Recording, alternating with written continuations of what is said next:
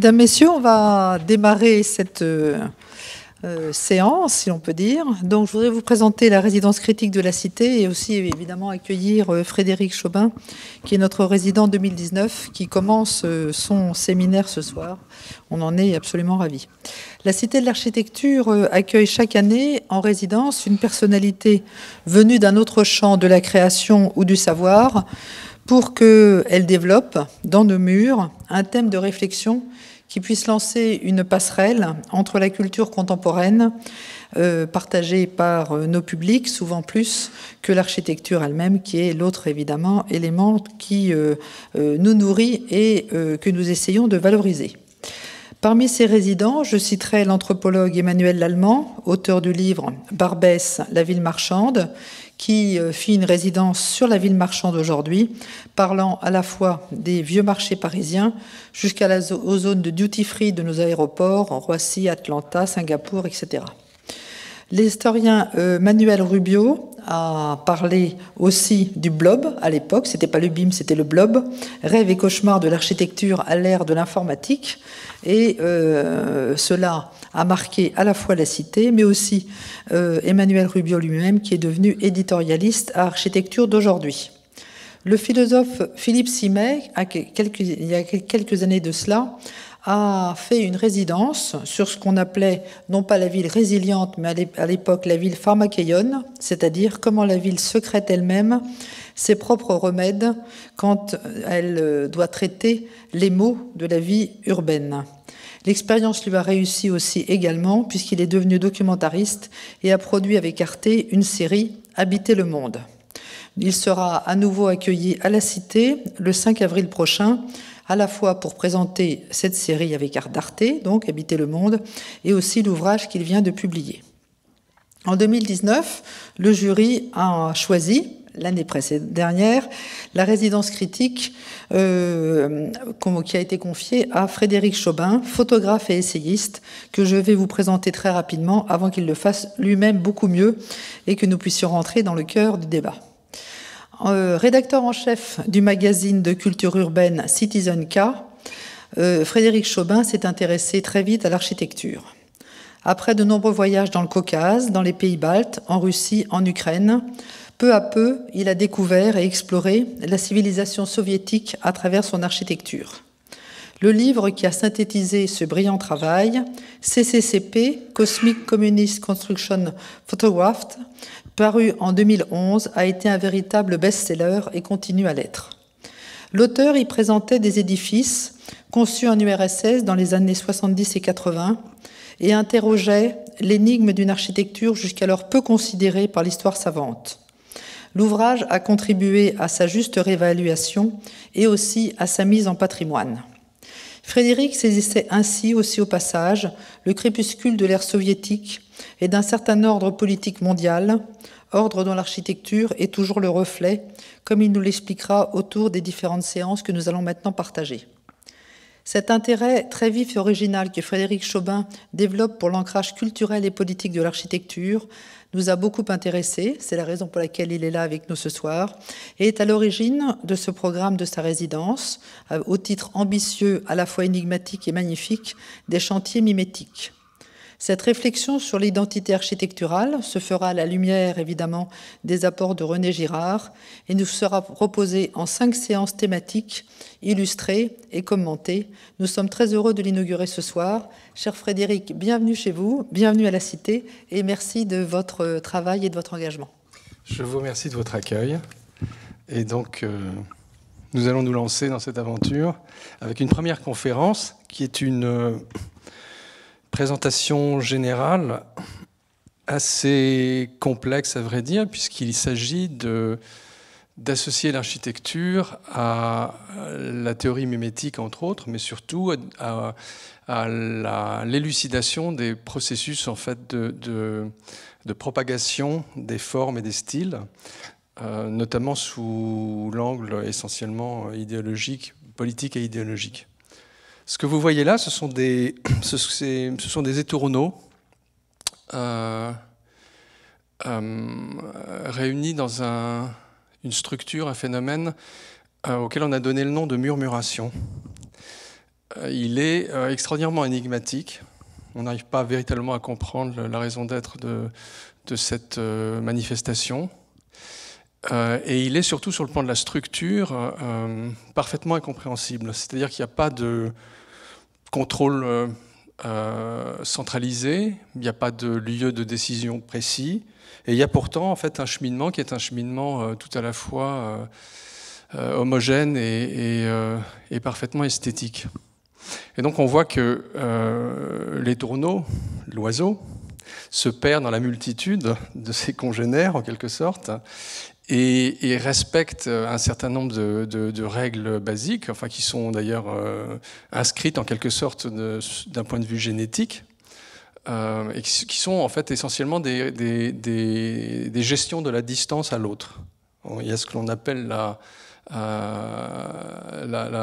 short range distance, il y a la long range attraction, il y a ces deux énergies, ces deux directions, et la valeur intermédiaire qui permet de conserver en fait l'intégration harmonieuse en fait dans l'ensemble. L'oiseau suit ses congénères. Il a besoin de 6 ou 7 de ses congénères pour régler le vol, et on n'en sait pas beaucoup plus. Donc il y a un excentrique anglais, enfin un scientifique qui s'appelle Robert Sheldrake, qui a mis en place un concept qui s'appelle le champ morphique, qui s'adapte d'ailleurs, enfin qui s'applique à d'autres espèces animales. Bon, j'ai préféré vous présenter des oiseaux plutôt que des poissons, mais enfin on aurait pu, ça me semblait plus lyrique, on aurait pu s'autoriser une autre fantaisie. Et lui, en fait, met en avant la possibilité d'une intelligence du système qui serait extérieure ou supérieure en fait aux éléments qu'il constitue. La raison pour laquelle en fait je vous amène dans cette aventure et que je vous soumets ce film animalier, c'est que par analogie, on peut comprendre en observant ces oiseaux en mouvement des théories qui se sont appliquées, qui sont développées dans la seconde moitié du XXe siècle et qui se sont appliquées en fait à la compréhension des comportements humains, en fait, des structures collectives, notamment ce qu'on appelle la Gestalt, en fait, qui est cette idée que le tout est toujours supérieur en fait à l'addition des parties, et qu'il y a en quelque sorte une valeur organisationnelle propre au tout, à l'ensemble, qui encore une fois est autre, distincte que celle des éléments qui le composent.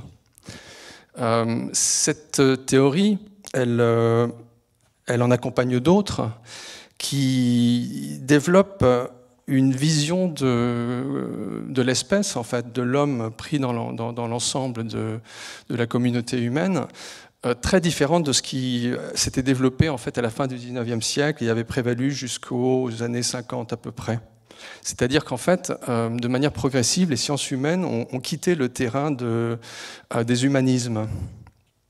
Ce développement qui est un petit peu abstrait, je le fais parce qu'il permettra de mieux comprendre ce qu'est le mimétisme.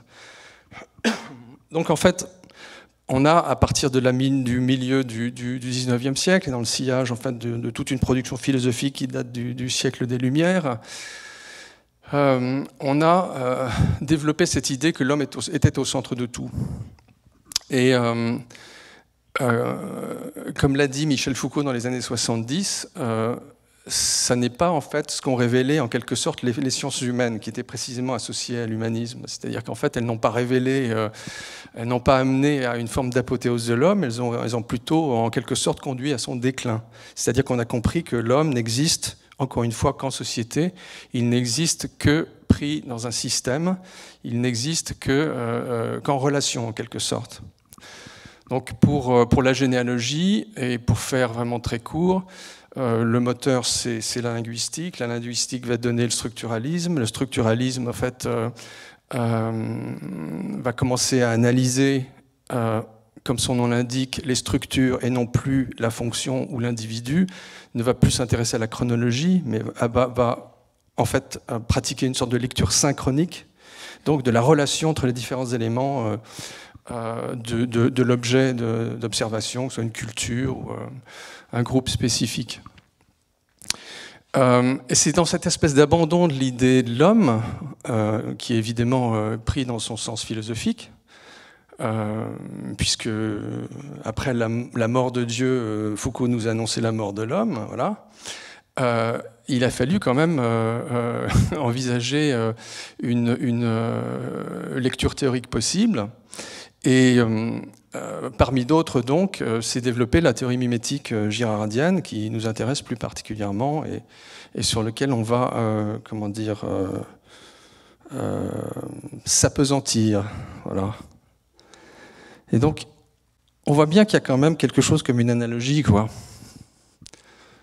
Hein, c'était ça la raison d'être de l'exercice. Et on voit bien que les gens sont heureux d'être ensemble, en quelque sorte. Et il y a quand même une faculté, une capacité à la coordination et à la soumission à la règle qui est assez extraordinaire. Alors bon, évidemment, plus particulièrement dans les systèmes totalitaires, c'est quand même plus simple de faire marcher les gens au pas de loi que de leur faire traverser les Champs-Élysées. Mais on voit bien donc qu'il y a quelque chose de relativement proche. Et alors là, je fais allusion à une des figures qui a développé le concept de marketing et les stratégies de manipulation liées essentiellement en fait au capitalisme et à l'impératif de vente, l'impératif d'impact sur le consommateur. Donc, Edward Bernays était accessoirement le neveu de Sigmund Freud. Il a fait partie de la commission Klein, qui est en fait la commission que Woodrow Wilson a mise en place pour que l'on travaille sur l'opinion publique américaine de manière à lui faire admettre la nécessité d'une intervention des États-Unis en Europe dans le contexte de la Première Guerre mondiale. Il a, entre autres faits d'armes, fait découvrir la cigarette aux femmes, en leur expliquant que c'était une forme d'émancipation que de fumer, voilà. C'était l'accès en fait à la flamme de la liberté en quelque sorte, donc à grand renfort de suffragettes et de grandes figures du panthéon hollywoodien.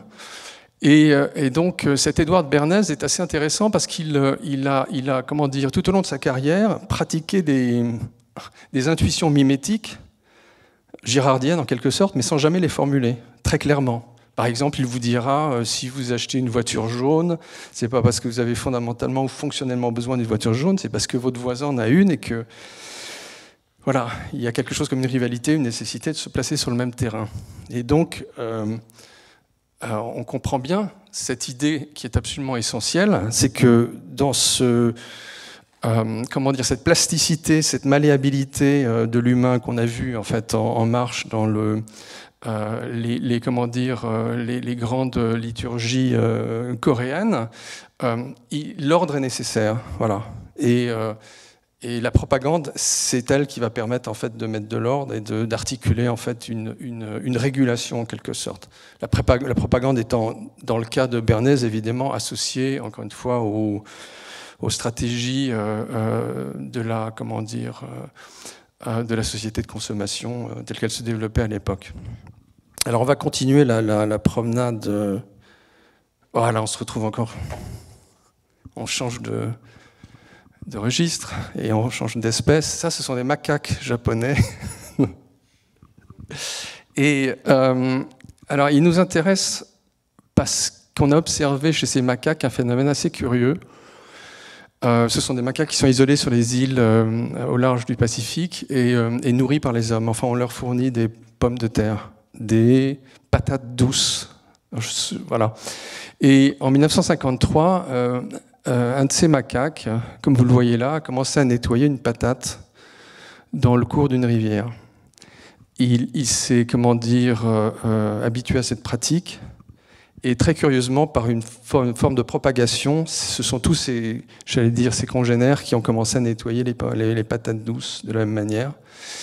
Et encore plus extraordinaire, un autre macaque s'est attaqué à l'eau de mer et a compris qu'en fait le sel rehaussait le goût de la patate. Et les autres ont suivi. Et en fait, ça, c'est ce qu'on appelle un fait de culture. C'est-à-dire que les éthologues et les primatologues considèrent qu'en fait les singes produisent de la culture. Et au-delà de la fantaisie zoologique, si j'ai tenu à vous le montrer, c'est parce que le moteur en fait, de cette propagation, c'est le mimétisme. En fait. Vous voyez, on voit bien qu'il y en a un qui comment dire, initie une pratique nouvelle, les autres suivent, et ensuite, dans un second temps, la pratique va être, comment dire, modifiée, en fait, avec un élément qui va permettre d'être encore plus, comment dire, satisfaisant ou satisfait sur le terrain, encore une fois, de la consommation de la patate douce. Alors voilà, en fait, le motif pour lequel je me suis... Enfin, c'est comment dire, l'image, la situation qui a déclenché en moi la possibilité d'un lien entre la théorie mimétique et l'architecture. Là, nous sommes en fait en Roumanie et je me suis fait passer pour un architecte pour aller faire ces images.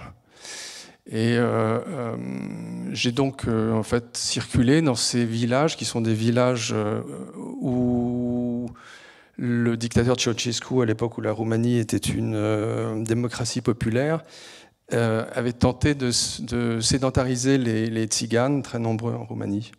Il y est arrivé et à la fin une fois après l'achèvement de l'aventure communiste, lorsque s'est effondré le régime de Ceausescu, ces tziganes ont fait fortune en fait en démantelant des usines et en récupérant le cuivre, en l'exfiltrant par la Turquie et la Bulgarie. Et avec ce pactole, ils ont commencé à construire des maisons qui n'étaient pas, comment dire, imaginées par des architectes, qui étaient donc des productions totalement originales et qui en fait fusionnent en quelque sorte les styles. Et c'est ce qui m'a en fait frappé lorsque j'étais amené à les photographier. Notamment ce bâtiment, vous voyez des coupoles, et vous avez quelque chose qui s'apparente à des œils de bœuf en quelque sorte. Et ce sont des plats à barbe en réalité qui ont été plantés dans le zinc. Et comme une sorte de révélation, je me suis dit, tiens, ces gens-là imitent ce qu'ils ont vu. Ils imitent ce qui pour eux est l'image de l'opulence, en fait. Et cette cette révélation a été confirmée par la suite à chaque fois que j'étais amené à voyager. Je me suis rendu compte qu'à dans quasiment tous les cas, lorsqu'il y a une histoire, un style, une réalité architecturale spécifique, il y a, ce qui n'est pas d'ailleurs peut-être très original, au fond j'enfonce peut-être une porte ouverte, mais il y a en fait une généalogie, il y a des références, et il y a une intention fantasmatique qui est de pousser plus loin encore en s'accaparant, en s'appropriant en fait une image satisfaisante et en lui donnant une dimension supplémentaire. Vous voyez donc là par exemple une autre de ces maisons tziganes, et là on va rentrer à l'intérieur. Et je vous montre cette image parce que on découvre la particularité en fait de ces productions roumaines, c'est qu'en fait à l'intérieur il n'y a quasiment rien. C'est-à-dire qu'il y a un puits avec une mezzanine qui fait le tour de la structure. Et donc ce sont des lieux qui sont des lieux de réception en fait. C'est destiné à l'apparat. Il n'y a pas de salle d'eau, il n'y a pas de cuisine. Parce que ça, selon eux, ça pourrait souiller en fait les lieux. Ils vivent à l'extérieur de ces maisons, et donc ces maisons sont des objets de pure représentation. Et on découvre là, enfin ce qui me semble être d'ailleurs une constante, la dimension non seulement symbolique, mais en quelque sorte la dimension de prestige qu'on peut associer à l'architecture et qui est très souvent présente. Donc j'ai quand même voulu avoir une définition de ce qu'est l'architecture. Donc on a fait appel à une des grandes figures de l'architecture. Question de néophyte, c'est quoi un architecte? C'est quelqu'un qui pétrifie un moment de culture. Voilà. Alors c'est très important, j'aurais pu en choisir d'autres, mais celle-là, elle m'arrangeait, donc voilà. Il y a une chose assez curieuse qu'on appelle chez les intellectuels une aporie, c'est-à-dire que Jean Nouvel, il pétrifie les moments, il saisit les choses au vol et il veut les pétrifier. Et puis surtout, il nous parle de culture, ce qui est très important, c'est-à-dire qu'il ne parle pas d'aménagement, de construction, d'habitat, non, il parle de culture. Et donc pour lui, l'architecture, c'est de la culture. Et c'est tout à fait ce qu'il nous fallait, puisque moi je partage cette opinion. En tout cas, c'est la dimension sur laquelle moi je me penche, puisque je n'ai aucune notion d'ingénierie ou de construction. Pour moi, l'architecture, c'est un épiderme avant toute chose. C'est une surface, et c'est une surface qui se présente comme une énigme. Et évidemment, c'est un jeu que d'essayer de comprendre ce que cette énigme signifie. Alors on va voir si ça marche. Ah, voilà. Donc voilà des moments de culture, par exemple, pétrifiés. Vous avez là, en fait, trois moments de culture. Vous avez au milieu, dans la partie centrale, un bâtiment qui est antérieur à la révolution russe et à la transformation donc communiste. Vous avez sur la droite un vestige stalinien qui est du registre, disons, néo-académique. Et à gauche, en fait, ces arcades, en fait, qu'on appelait les oreilles d'Andropov, pardon, qui avait été construit pour surplomber une estrade destinée précisément à la réception du secrétaire général du Présidium suprême de l'URSS. Je ne suis même pas certain qu'il se soit déplacé, mais enfin, quoi qu'il en soit, ça a été construit. Et je vous le montre parce que ça a été détruit, en fait. Et ça a été détruit pour des raisons que je pense être essentiellement idéologiques. Alors, on peut toujours, évidemment, spéculer sur la vétusté de l'ensemble, mais je pense que si ça a été, encore une fois, détruit, c'est parce que dans un contexte donné, qui est un contexte politique, il fallait faire disparaître les traces, en fait, de l'histoire récente de la présence soviétique. Et ça, ces mécanismes, en fait, ce sont des mécanismes qui sont extrêmement, extrêmement courants, en quelque sorte, que l'on observe. Il y en a un autre, par exemple, qui est très remarquable et qui est quasiment archétypal. C'est la cathédrale du Christ Saint-Sauveur à Moscou qui a été détruite par les soviétiques, qui devait, sur le terrain duquel devait se dresser la statue à la mémoire de Lénine, qui n'a jamais été construite. On en a fait une piscine à ciel ouvert, et puis l'URSS s'est effondrée et l'église orthodoxe est remontée comme un bouchon à la surface. En fait, on a donc reconstruit à l'identique, exactement telle qu'elle était 50 ans plus tôt, cette cathédrale du Christ Saint-Sauveur. Donc, ces manipulations, en fait, de l'histoire, évidemment, dénotent du caractère extraordinairement expressif de l'architecture et de son implication dans les processus, en fait, politiques. Là, par exemple, alors pour des raisons de commodité, d'abord parce que ce sont des zones que j'ai visitées, et par ailleurs parce qu'il s'agit encore une fois de vestiges d'un système totalitaire, donc c'est très très stéréotypé et plus facile à décrypter. Vous avez là en fait à gauche une structure qui date des années 60 et qui est le monument, le mémorial au génocide arménien. Et il est dans une tonalité qui est une tonalité assez neutre, quasiment universelle. Vous pourriez trouver ce genre de choses à Sydney comme à Vancouver. Et vous avez à droite, en revanche, une chose beaucoup plus curieuse qui est une structure également commémorative qui est associée en fait à la victoire d'Ambed qui est un des faits d'armes militaires qui a permis d'arrêter l'avancée des Turcs en 1918. Et là, on voit que le style est totalement différent et il est, associé à la production vernaculaire locale. C'est-à-dire qu'on est dans quelque chose qui relève un petit peu du médiévisme. On est dans une structure qui pourrait s'apparenter à l'architecture militaire, ça pourrait être une église. Et alors moi, par ailleurs, je suis allé photographier ça, vous voyez, toujours dans les parages. Et on voit bien que les matériaux même sont les mêmes. C'est-à-dire qu'il s'agit du tuf, de la pierre volcanique extrêmement présente dans l'architecture traditionnelle arménienne. Et on voit bien donc que ce sont des séquences historiques et ce sont des séquences à forte connotation idéologique qui se manifestent au travers de ces monuments. Vous voyez ? Là, on voit bien comment ça fonctionne. Vous prenez à la gauche la structure des années 60, qui est une structure, encore une fois, en quelque sorte polyvalente. On pourrait la placer ailleurs. Vous avez le château d'Ambed, et pardon, je me suis trompé tout à l'heure, le monument d'Aparan. Et vous retrouvez en fait en haut la structure modulaire du moderne, le même rythme, et tout à la fois en fait cette tonalité un peu, comment dire, primitive, qui renvoie encore à l'histoire l'histoire locale, l'histoire de l'Arménie, dans un contexte qui est en plus chez nous celui du postmoderne, c'est-à-dire un moment où les racines sont réinjectées, l'histoire est réinjectée en fait dans l'architecture. Et je vous montre maintenant une autre structure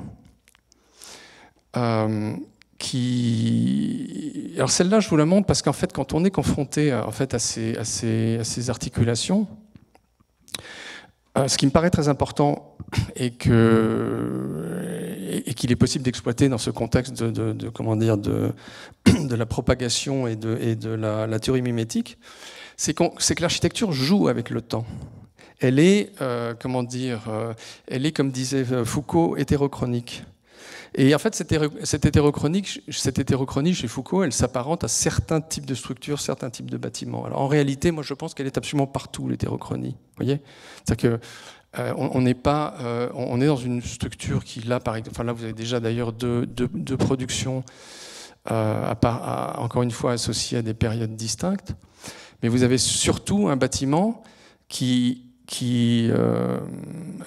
est extrêmement curieux, extrêmement énigmatique, et qui en fait ne peut être perçu, ne peut être compris qu'au travers d'une lecture, évidemment personnelle, ce qui induit en erreur assez fréquemment. Vous savez, c'est ce qu'on appelle l'illusion rétrospective.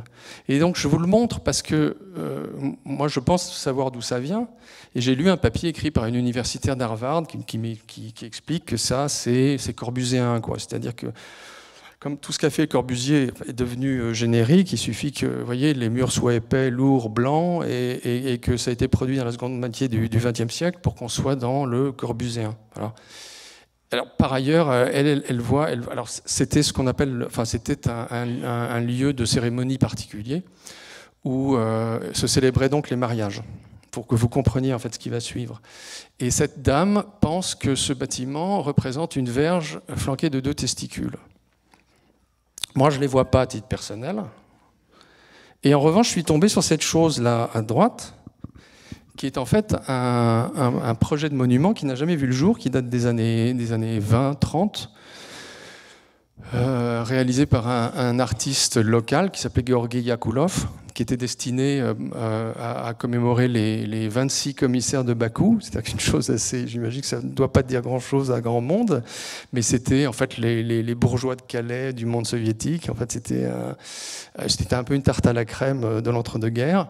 Et ce bâtiment n'a jamais vu le jour. Mais en revanche, Djorbenadze, qui est l'architecte du Palais des Cérémonies, qui était par ailleurs l'amant de Parajanov, qui était quand même un très grand excentrique, un baroque géorgien, un catholique pratiquant par ailleurs, enfin quelqu'un à facettes multiples, je ne vois pas en quoi il aurait pu être, très très éloigné de cet objet de droite qui appartient à sa culture et qui me semble être plus directement plus, j'allais dire, évidemment matriciel pour le bâtiment de gauche que ne l'est l'œuvre du Corbusier. Voilà.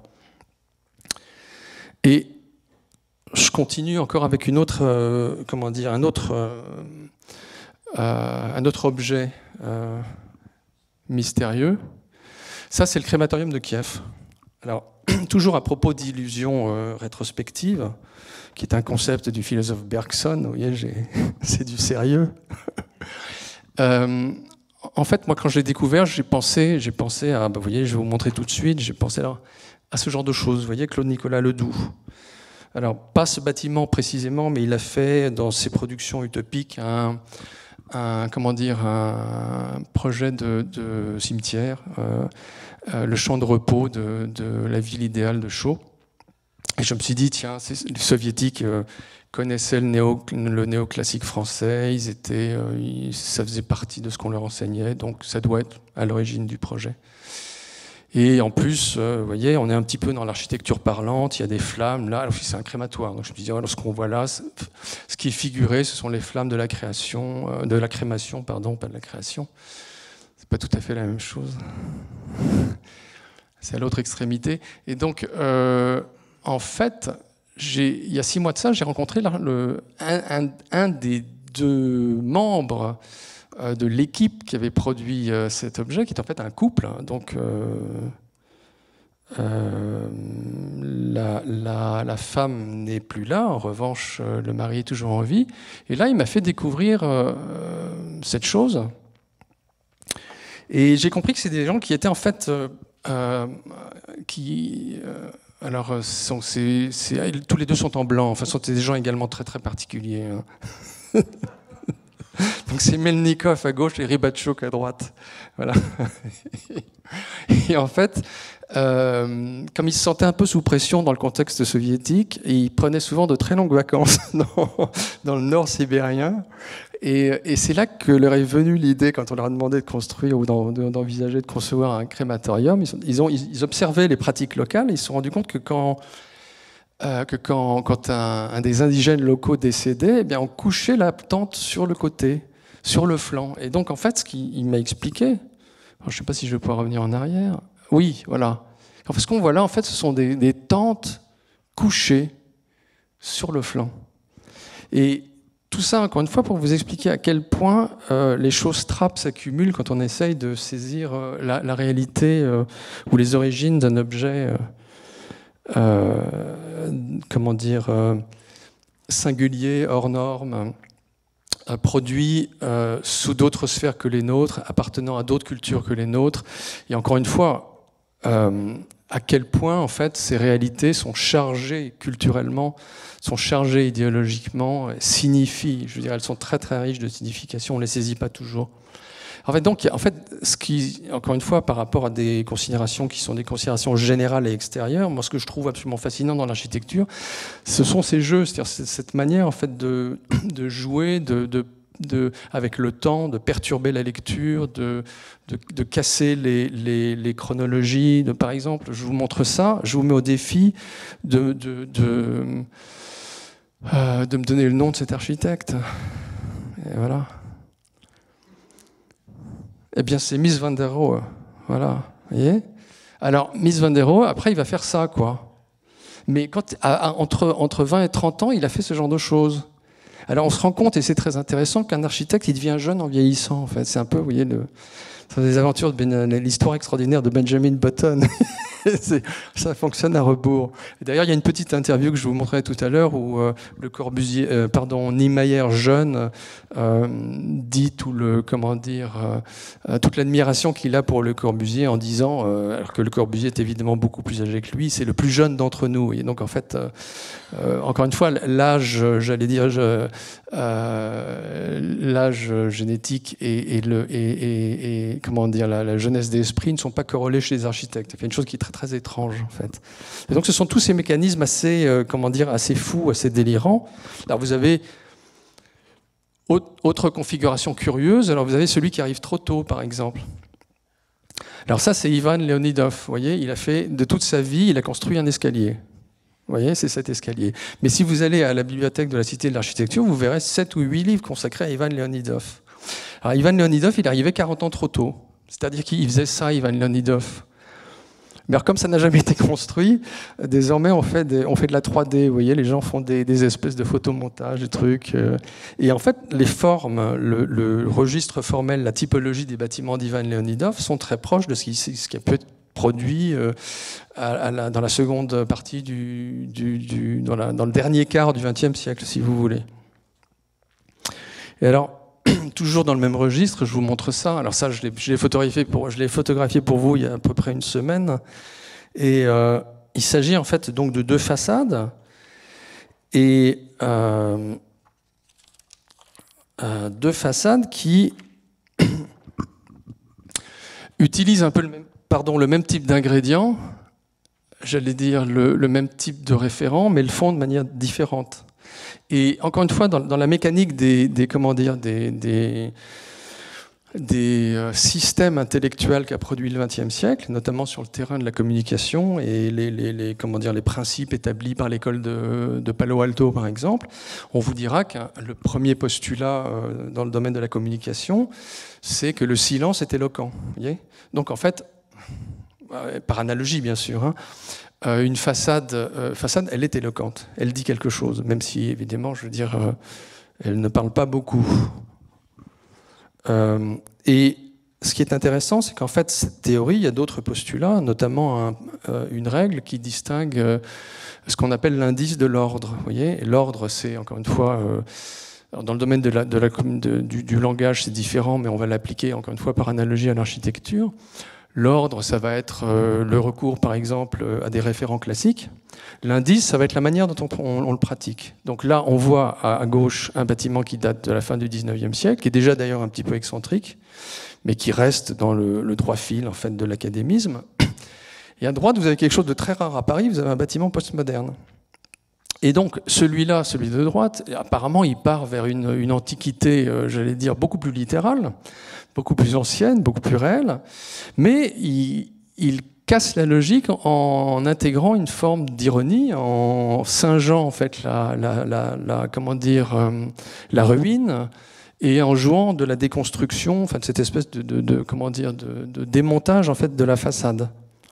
Et donc là, on est vraiment dans les lieux communs, puisque enfin, toutes les plumes de près ou de loin, en fait, ont filé la métaphore. La ville, la ville, elle est une architecture d'écriture. On retrouve exactement la même chose chez chez Victor Hugo, qui fait de nombreux développements là-dessus. Il y a la fameuse, vous connaissez tous Claude Frollo, l'archidiacre de Notre-Dame de Paris, qui a très peur que l'imprimerie mette un terme à ce grand livre de l'histoire qu'est l'architecture. Et donc en fait, cette problématique, en fait, cette vision, cette lecture, elle est extrêmement présente, et vous allez la retrouver d'ailleurs. Alors, on passe de l'écriture au verbe. Ça, c'est un texte qui est un texte de référence de Paul Valéry, qui nous explique qu'en fait, certains bâtiments parlent, pas tous, mais certains parlent, et d'autres chantent. Voilà. Et selon les modernes, ça confinait un peu la cacophonie, quoi. C'est-à-dire que quand on lit les textes fondateurs, comme ceux, par exemple, d'Adolf Loos, eh bien, il y a une sorte de réticence à l'égard de ces façades qui parlent trop, qui d'ailleurs finissent par se contredire, par ne plus être véritablement très cohérentes. Et alors à ce propos, Adolf Loos écrit un texte qui s'intitule la cité Potemkine en 1898. Je le cite parce que je trouve ça passionnant. Hein, et donc oui, il est fait allusion en fait au chancelier Potemkine qui, à l'occasion du voyage en Tauride de l'impératrice Catherine II, fait installer des simulacres de façades pour lui faire croire que ces terres qui sont totalement désertes, vierges, qui se trouvent dans les parages de la mer d'Azov, sont occupées par des populations prospères. Et l'idée en fait d'Adolf Loos, qui est formulé sur le mode du pamphlet, c'était quand même quelqu'un d'assez violent dans les termes, c'est que la Vienne de la fin du XIXe siècle n'est plus qu'une succession de masques, en fait. Que les façades sont des masques, et qu'en réalité, ces masques cachent la vétusté objective des constructions de l'époque. Et ce qui dérange, en fait, Adolf Loos en profondeur, je le pense à titre personnel, c'est l'idée du désordre en réalité. Et c'est cette, comment dire, c'est cette réticence absolue, c'est ce rejet viscéral de ce qui est assimilé en fait au désordre, qui va participer du développement, de la naissance, de la genèse et du développement du mouvement moderne en fait. Et pour revenir en fait au langage de l'architecture, et pour passer en fait à une question d'une autre nature, l'architecture, on peut la concevoir comme un médium de masse en réalité. C'est un mass média l'architecture. Et donc, elle est d'abord omniprésente, elle a un impact absolu, considérable. Et il a une autre particularité, c'est que cette parole que l'on évoque, c'est une parole qui est sans réponse. C'est une parole intransitive. C'est une parole qui s'impose, et qui s'impose souvent sans concertation, et qui donne lieu en fait à des accidents de parcours, comme par exemple cette extraordinaire église de Ludovico Quaroni qui se trouve en fait à Ghibellina en Sicile et qui a été construite sur les ruines d'une église détruite, rasée par un tremblement de terre en 1972, je crois. Alors je vous le montre parce qu'en fait, pour encore une fois employer un concept qui n'est pas propre à l'architecture, il y a quelque chose d'essentiel, c'est ce qu'on appelle l'horizon d'attente. C'est-à-dire qu'en fait, quand vous produisez un objet culturel, quel qu'il soit, que ce soit un texte, un ouvrage, un film ou une production architecturale, elle n'est comprise que dans la conjonction en fait, du regard de l'artiste et de celui auquel est destinée l'œuvre. Vous voyez, il y a celui qui produit et puis il y a le récepteur. Et il faut qu'il y ait quand même un minimum de convergence. Donc là, par exemple, je vous montre ça et c'est plutôt cocasse parce qu'en fait c'est construit dans un pays ou dans une région qui est extraordinairement traditionnelle et que l'église est toujours restée absolument vide, c'est-à-dire qu'elle ressemblait tellement peu à une église alors que c'est évidemment un très beau geste architectural, c'est un projet magnifique, c'est un projet qui là aussi est une sorte de clin d'œil à l'utopie, à tout ce qu'on voudra, sauf que voilà, je suis très embêté parce que les gens n'y vont pas quoi. Voyez, et ça, c'est une chose qui est quand même à prendre en compte parce qu'au fond, les architectes fonctionnent sur un mode qui est celui de l'autoréférencement, de la cooptation, de la reconnaissance par les pairs. Vous voyez, il y a une sorte de fonctionnement en vase clos. Tiens, d'ailleurs, il y a cette étude qui était destinée à apprendre aux Français à désirer l'architecture, qui était proposée par Madame Nyssen, ministre de la Culture, qui n'est évidemment plus en fonction, qui consistait en une espèce d'étude, de sondage pour essayer de cerner un peu la manière dont les Français perçoivent l'architecture. Et les résultats ont été assez édifiants, parce qu'on s'est rendu compte que la majorité d'entre nous, ou d'entre eux, allez, ça ne vous concerne pas, préfèrent le vernaculaire, préfèrent le patrimonial, bien sûr, parce qu'ils sont bombardés de patrimonial à longueur de temps. Et en revanche, ils n'aiment pas le moderne et ils n'aiment pas le contemporain. Voilà. Donc ça va complètement à l'encontre de ce qui nourrit, en fait, les tendances lourdes du landerneau architectural, si vous voulez. Et quand on leur demande de citer des noms d'architectes, les Français mettent en avant, alors évidemment l'incontournable, le Corbusier, qui est toujours là, mais derrière, il s'agit d'Haussmann et de Vauban. Et alors le problème, c'est que ni l'un ni l'autre n'était architecte. Et donc on se rend bien compte qu'il y a en fait une sorte de décrochage, en fait, d'incompréhension en quelque sorte, qui est tout de même un peu dommageable. Alors moi j'ai cru comprendre, je ne sais pas très bien, que la position de l'architecte est en soi aujourd'hui institutionnellement un peu en porte-à-faux, que c'est un peu compliqué, mais bon, voilà.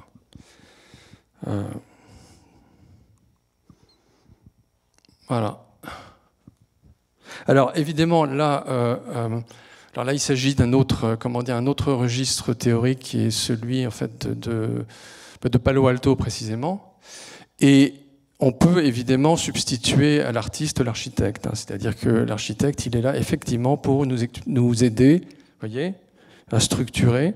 Et donc vous voyez bien qu'en plus là, par rapport à la problématique du mimétisme qu'on n'a pas abordée de manière frontale, mais qui est quand même déjà présente, on voit bien que les formes se répondent. On voit bien que, comme une architecture, par exemple,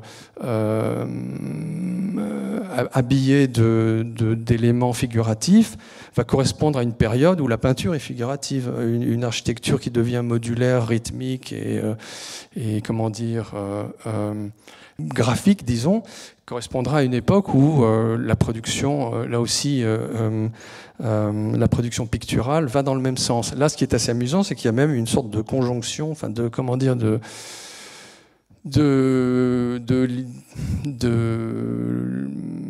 y a quelque chose de proche en fait entre ces formes architecturales et le véhicule. C'est une époque où les véhicules étaient généralement tous un peu angulaires et qui correspondant d'ailleurs à une architecture angulaire. Alors ça, bon, c'est peut-être une spéculation un peu facile, mais on retrouve aujourd'hui, vous remarquez qu'aujourd'hui les véhicules sont beaucoup plus arrondis, beaucoup plus fluides, beaucoup plus incurvés, et que ça correspond également au développement d'une architecture, en tout cas dans le domaine spectaculaire, qui fonctionne sur là aussi des formes beaucoup plus féminines. Et donc le produit en fait de cette comment dire de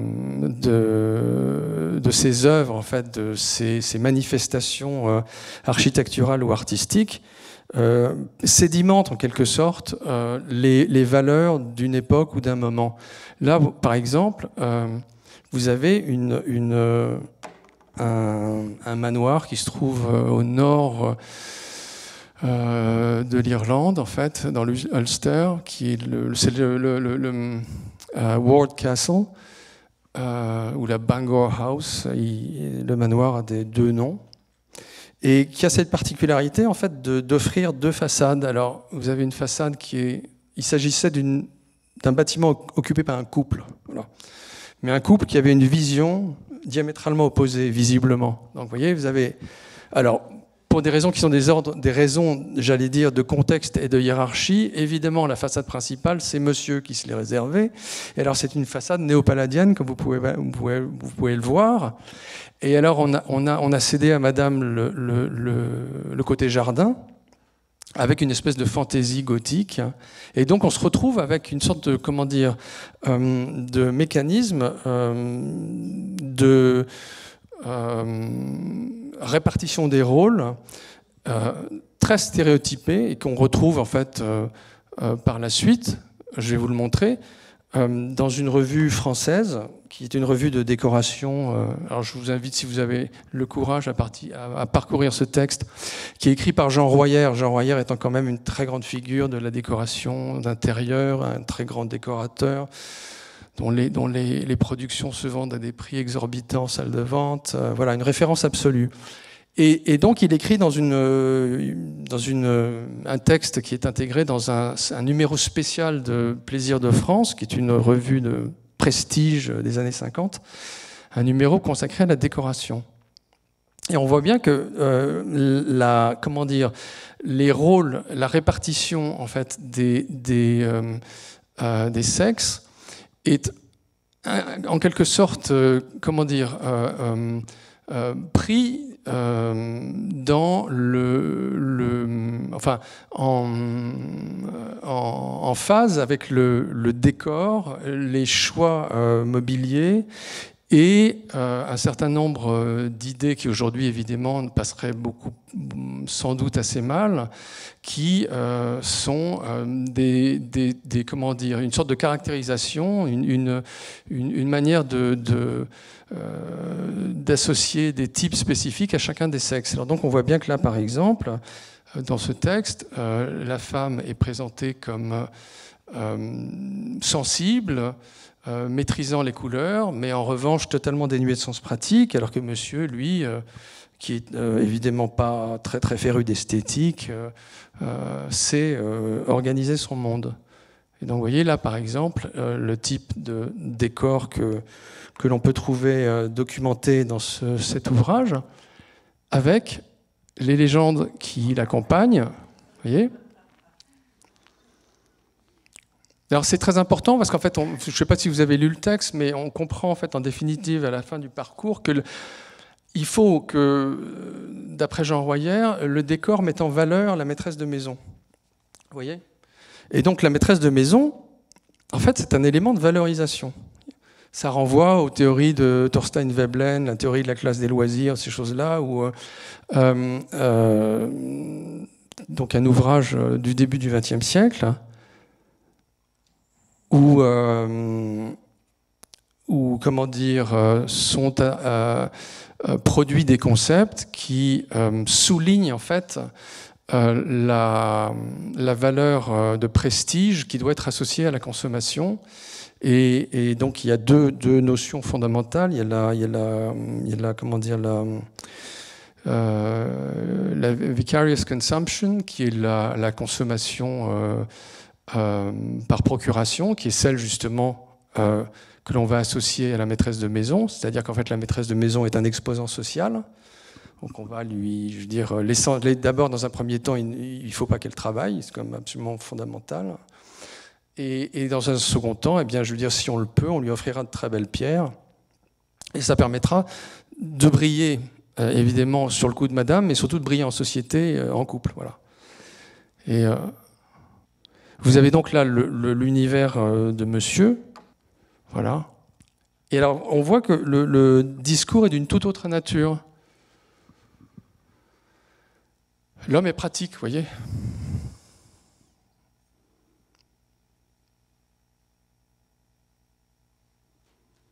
On voit bien que là, il y a une sorte de, comment dire, on souligne le fait que la personnalité est déterminante. Encore une fois, chez l'élément masculin, alors que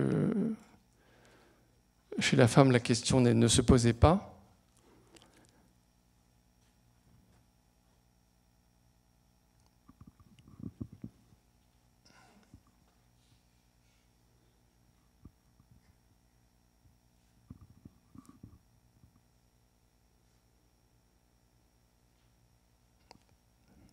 Et donc, il y a en fait une division des sexes qui est aujourd'hui n'est plus la même. Alors, il y a quand même des comportements, des pratiques résiduelles dont on ne soupçonne pas en définitive le fond. Mais par exemple, vous observerez que généralement on offre une montre à un homme plutôt qu'à une femme, ou plus facilement des pierres, de la joaillerie à une femme. Et donc l'homme, lui, va s'inscrire dans cette espèce de lecture qui reste, en fait, je pense que l'intention n'est plus là, mais c'est une sorte de réminiscence de cette logique. On va lui offrir l'objet qu'il inscrit, en fait, dans un contexte fonctionnel, en fait, une sorte optimisation, en fait, de ses capacités, encore une fois, dans le travail. Donc là, le rapport au temps,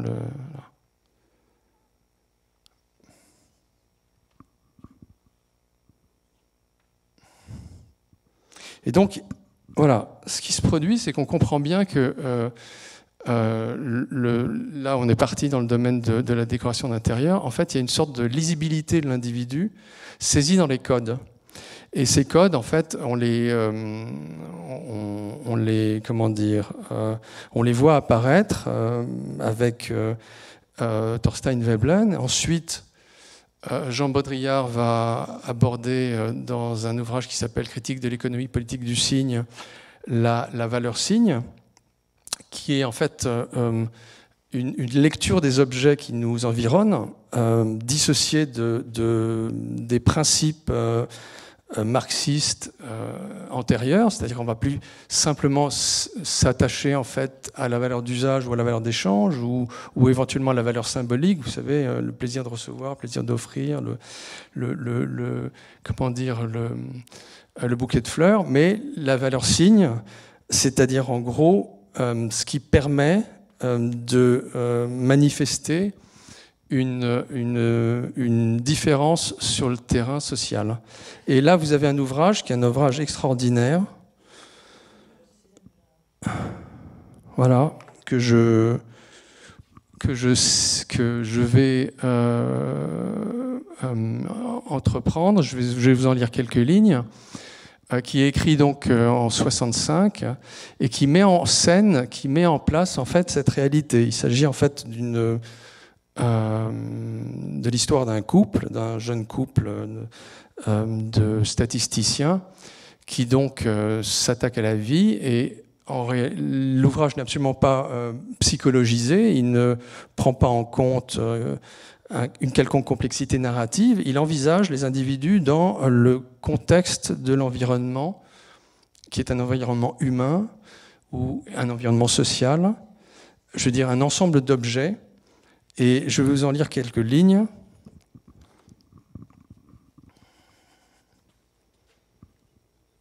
Qui se comprennent encore une fois dans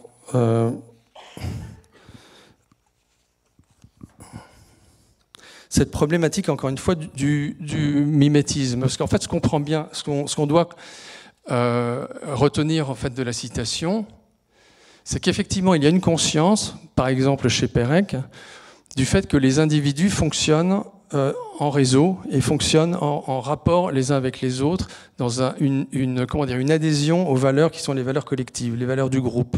Il y a une sorte on s'adosse en fait à ce qui nous permet d'exister.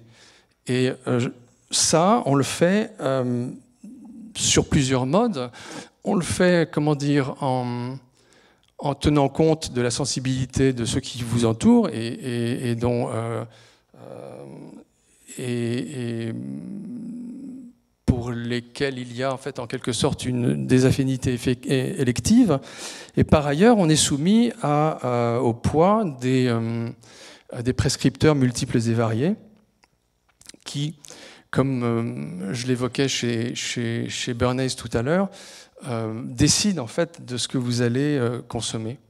Et donc la presse est évidemment déterminante, et je vous lis ces quelques lignes concernant donc ce jeune couple. Il s'agit de l'Express. L'Express, c'était à l'époque une revue très en vogue, c'était l'Express de Jean-Jacques Servan-Schreiber et de Françoise Giroud. L'Express était sans doute l'hebdomadaire dont il faisait le plus grand cas. Il ne l'aimait guère, à vrai dire, mais il l'achetait, ou en tout cas, l'empruntant chez l'un ou chez l'autre, le lisait régulièrement et même, ils en conservaient fréquemment de vieux numéros.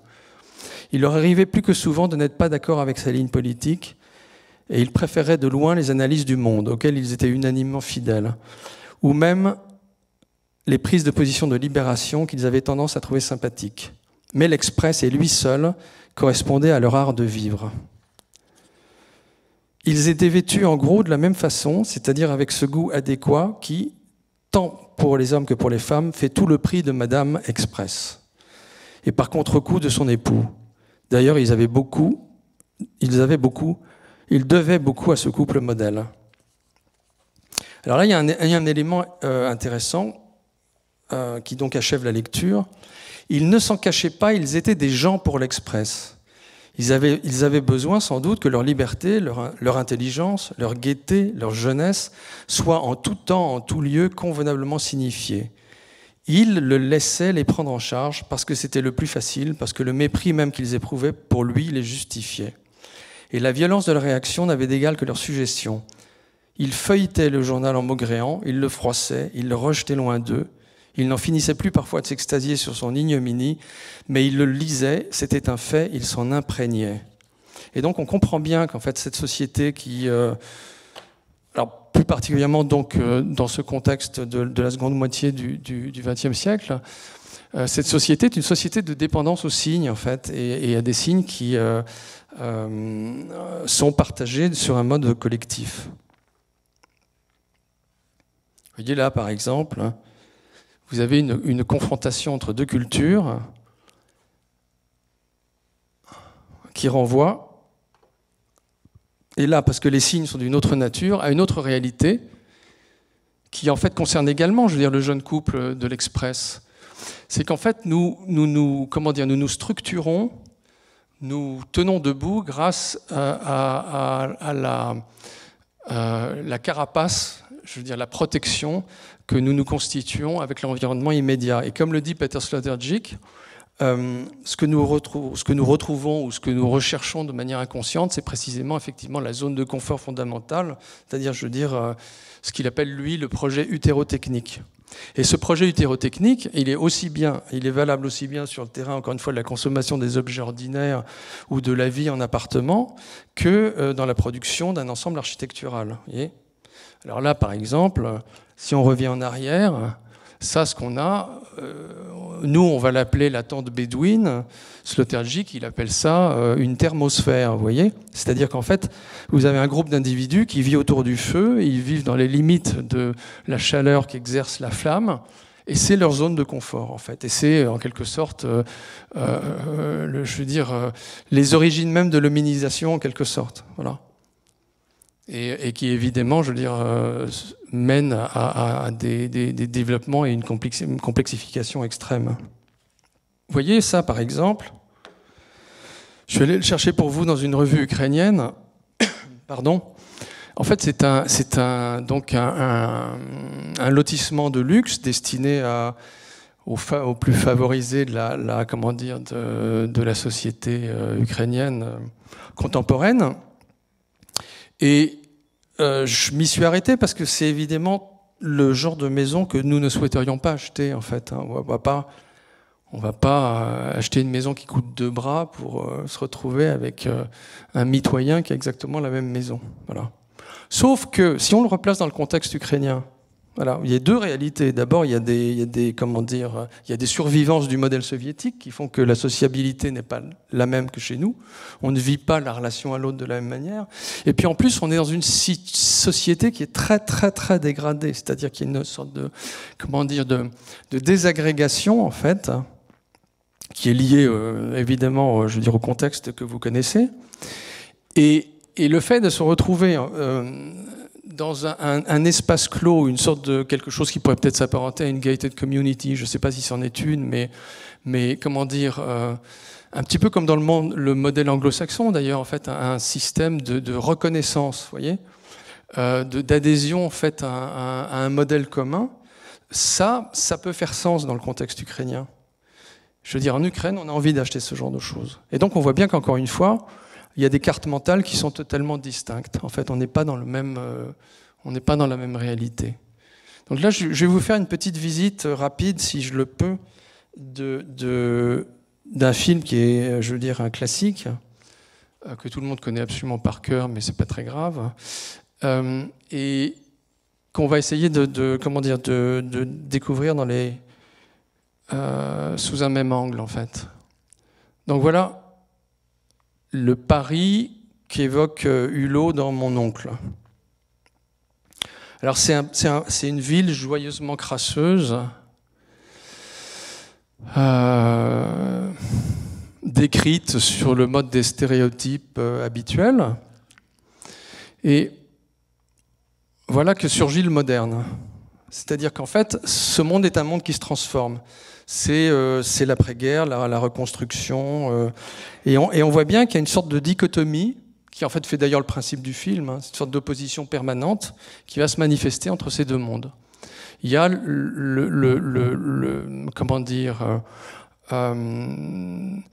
les vestiges, je veux dire, cette réalité résiduelle qui va disparaître, et ce qui doit émerger, que l'on voit à droite, et qui est en réalité extraordinairement rigide.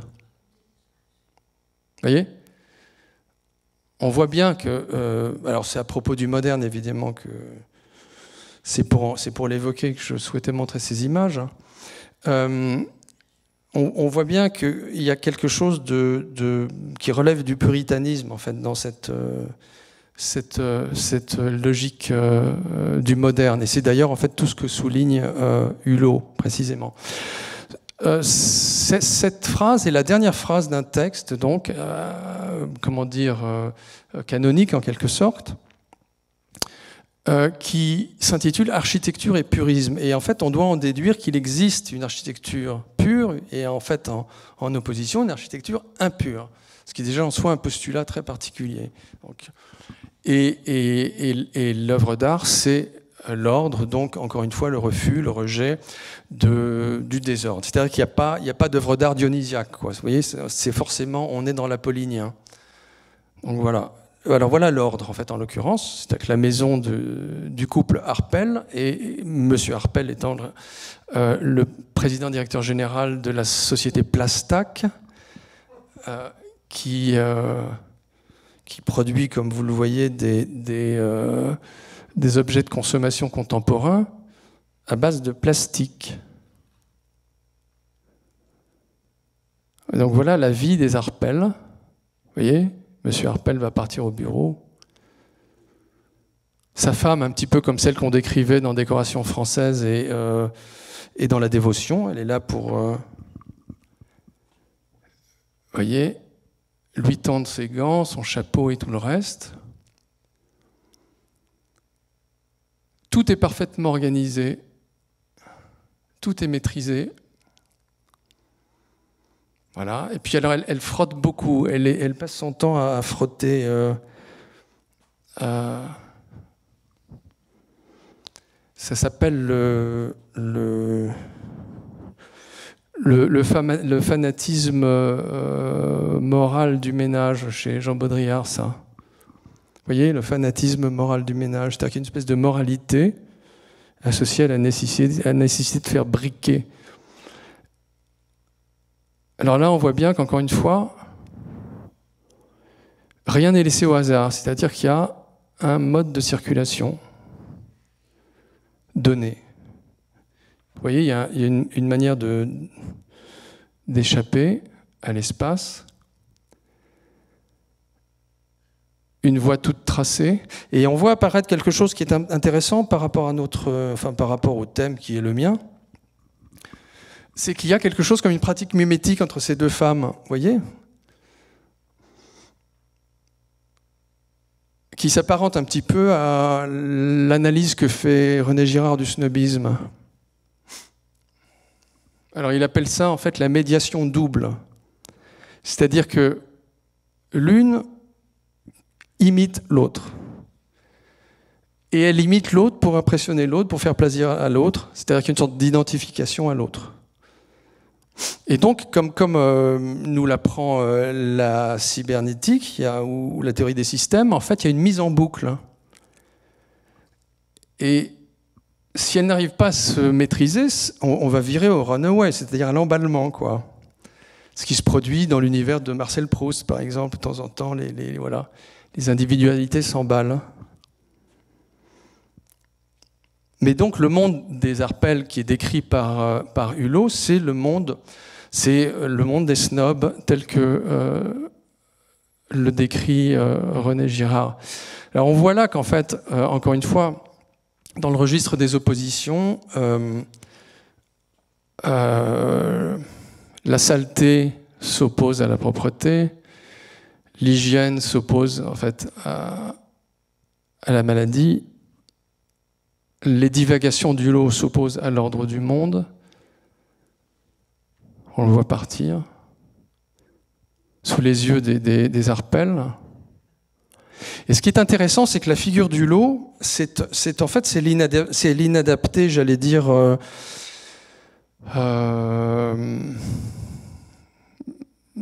stéréotypique, qui est déjà incarné par exemple par Charlot dans les temps modernes, en fait. C'est pas une nouveauté. C'est celui qui est en rupture, qui ne rentre pas dans la mécanique qu'impose, la mécanique inflexible qu'impose ce monde, évidemment traité de manière, très, très ironique et avec un parti pris évident de la part de Tati. Et donc on voit bien l'opposition entre la maison de Hulot, qui est une ruine quasiment, avec sans doute des toilettes sur le palier, et à côté de ça, la villa bunker en fait des Arpels. Et les deux mondes, encore une fois, qui s'opposent. L'hygiénisme,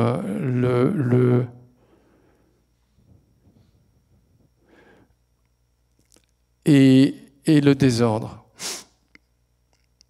Mais en fait, ce qu'on comprend en creux, c'est d'ailleurs l'intention évidente de Tati, c'est que la poésie se trouve du côté du désordre. Enfin, c'est son point de vue. C'est-à-dire qu'il y a un charme qui est associé en fait à cette vie, à ce monde qui est en fait comment dire, un monde de terrain vague, un monde en friche, une poésie donc dont est absente en fait cette organisation fanatique à laquelle est soumise le pauvre gamin.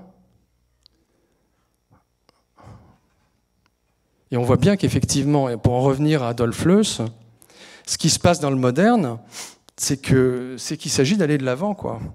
C'est une lecture progressiste.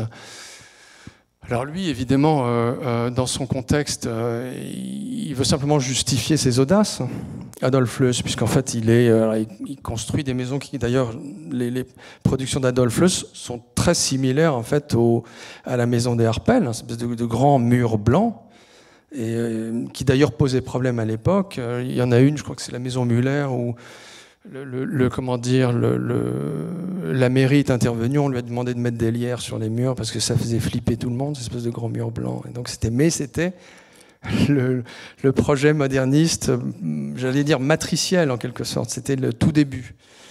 Et on voit bien que c'est exactement ce qui se met en place chez les Arpels. Vous voyez, alors là, on a deux mondes qui s'opposent. Vous voyez, il y a une espèce de camionnette sans âge avec des cajots de légumes.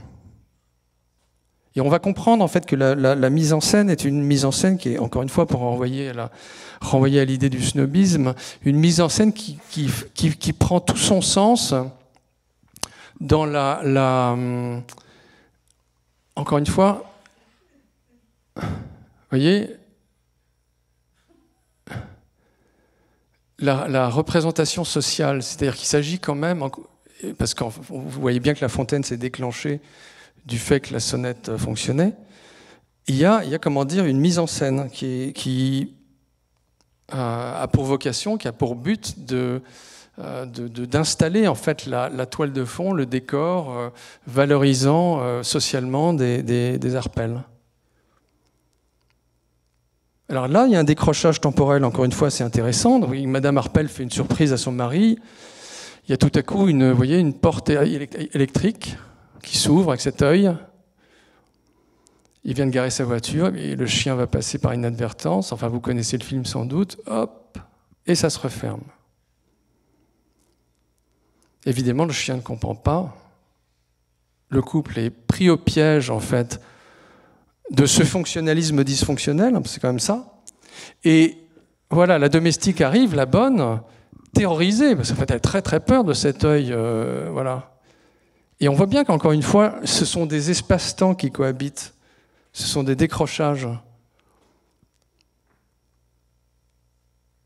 Et on retrouve comment dire, la bulle, la sphère à la Sloterdijk. Vous voyez, cette idée qu'en fait, encore une fois, on se constitue sur des modes collectifs à échelle variée pour affronter le monde en quelque sorte et s'adosser à des valeurs qui sont les valeurs communes, donc rassurantes.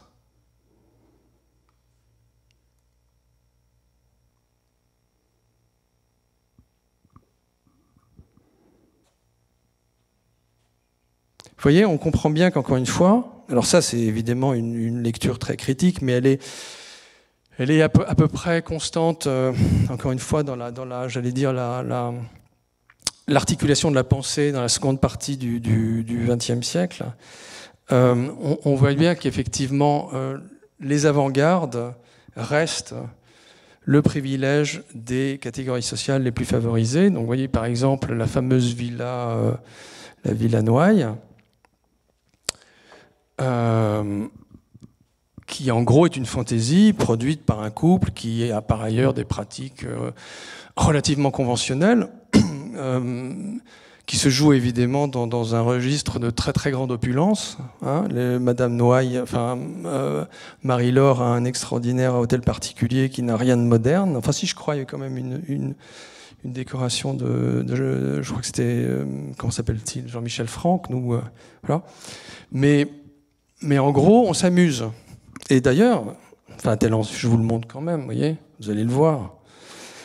J'avais oublié en fait. Donc Charles Noailles fait appel en fait au chef opérateur de Marcel L'Herbier pour réaliser ce petit film de vacances qui est en fait à usage évidemment à usage privé, qui s'intitule, je vous le donne en mille, Biceps et bijoux. Vous voyez ? Et en fait on joue on joue l'hygiénisme très très en vogue à l'époque. Alors vous voyez là il y a un domestique qui a failli il s'est éclipsé grâce à Dieu, donc on va conserver quand même le plan. Et voilà. Et donc, ça n'est clairement pas le Front populaire. Alors que je vous le dis parce qu'en fait, on se rend compte que le moderne, très curieusement, bon, je m'acharne un peu, mais c'est parce qu'en fait, pour une raison que je vous explique tout de suite, c'est que le moderne, en fait, est extraordinairement programmatique. C'est-à-dire que le moderne arrive avec un discours, le moderne a, l'ambition de changer, encore une fois, l'ordre des choses.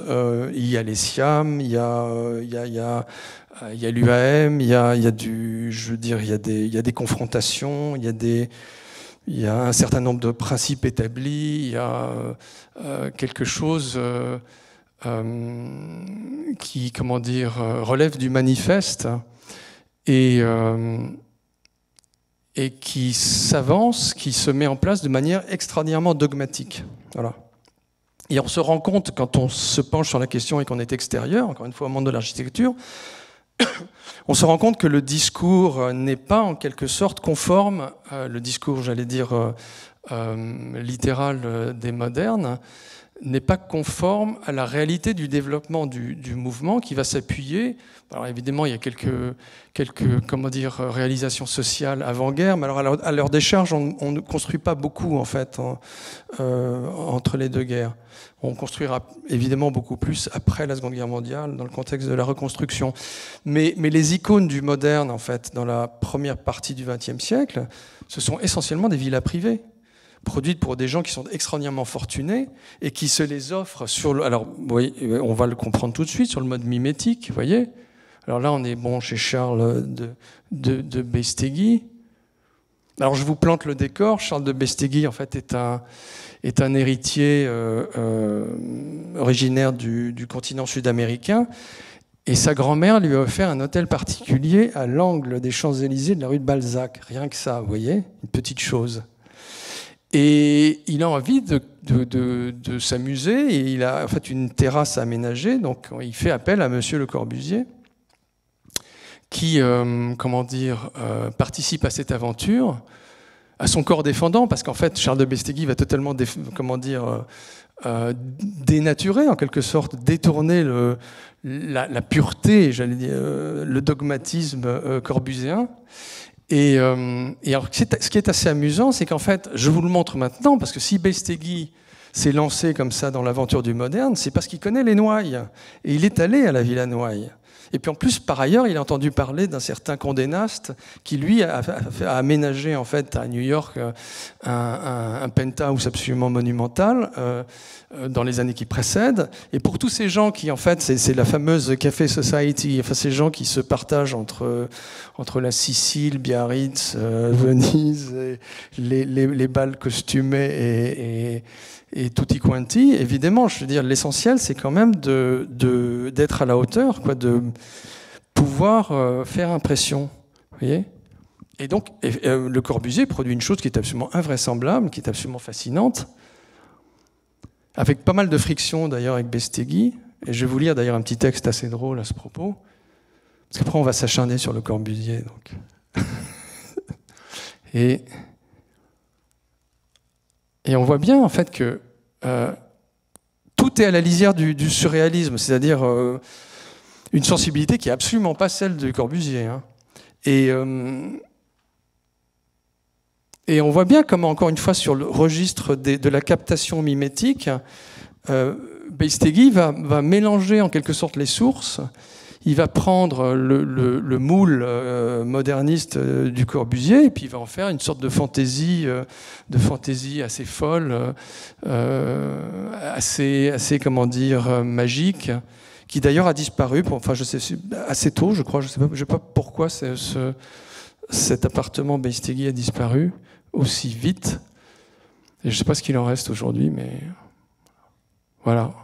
Et donc, il transforme l'appartement en décor pour courtisane, quoi. Là.